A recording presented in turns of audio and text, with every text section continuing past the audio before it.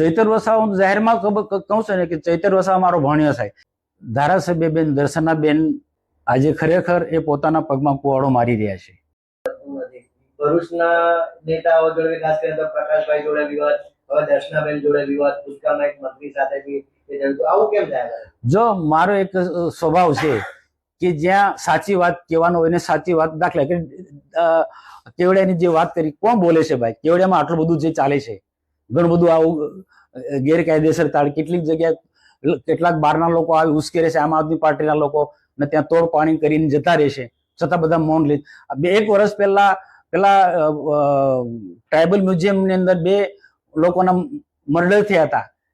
એ દરેક 25-25 લાખ એમને મળ્યા અને બાકીના નેતાઓએ 10-10 લાખનો તોડ કર્યો. કેમ બોલતો નથી? બધાને ખબર છે. કેવડિયામાં તમે બધાને ખબર છે.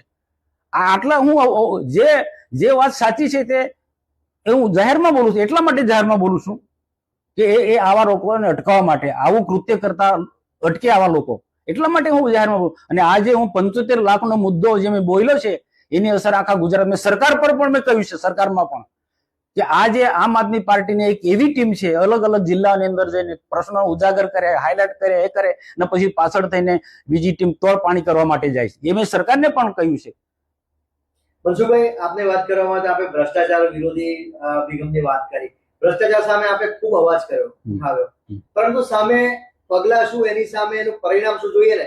મનરેગાના આરોપી જામીન પર છૂટી ગયા, આપણે રસ્તાઓના મુદ્દા ખુદ ઉઠાવ્યા નથી, કોઈ સ્ટ્રોંગ એક્શન લેવાયા, તો પછી એવું કહી શકાય કે મનસુખભાઈ રજૂઆત કરે છે પણ ઉપજતું નથી? ના, એવું નથી. જે રજૂઆત કરીએ છીએ એમાં પરિણામ આવે છે.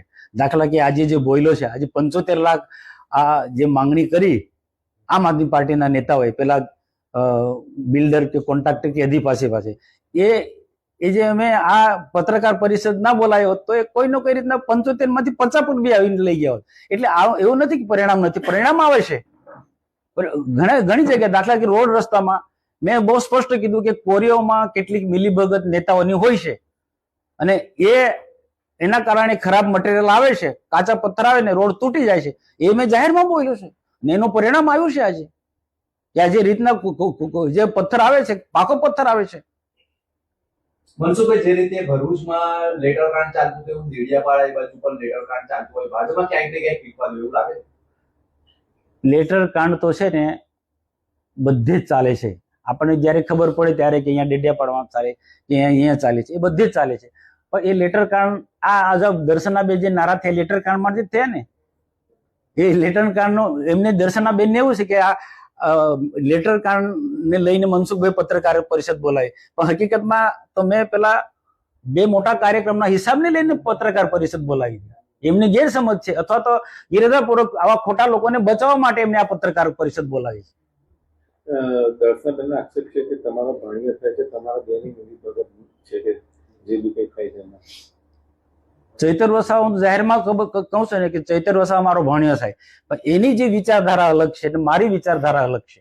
એ આમ આદમી પાર્ટીમાં છે અને હું ભાજપમાં છું. એને લેવા માટે ભૂતકાળની અંદર પાર્ટીમાંથી પ્રયત્નો થયા. તે વખતે મેં કીધું ભાઈ મને એ આવતો હોય તો કરી વાંધો, પણ વિચારધારા બદલે.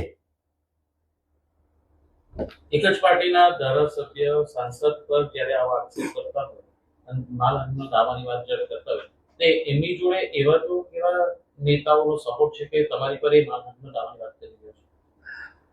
હવે ધારાસભ્ય બેન દર્શનાબેન આજે ખરેખર એ પોતાના પગમાં કુવાડો મારી રહ્યા છે. આવો કોઈ પ્રશ્ન હતો તો એમને મને મળવું જોઈતું હતું. એને ધારાસભ્ય બનાવનાર પણ હું જ. એના માટે જે મેં જે ગામડે ગામડે જઈને જે મિટિંગો કરી છે, પ્રચારનો આખો કમાન્ડ મેં ઉપાડી લીધો હતો, એ ભૂલી જાય છે. પણ એની કોઈ ચિંતા નથી. પણ ક્યાંક ખોટા લોકોની જે ટોળકી એમની આસપાસ ઘેરાયેલા છે, એના કારણે આ એલફેલ બધું બોલે છે.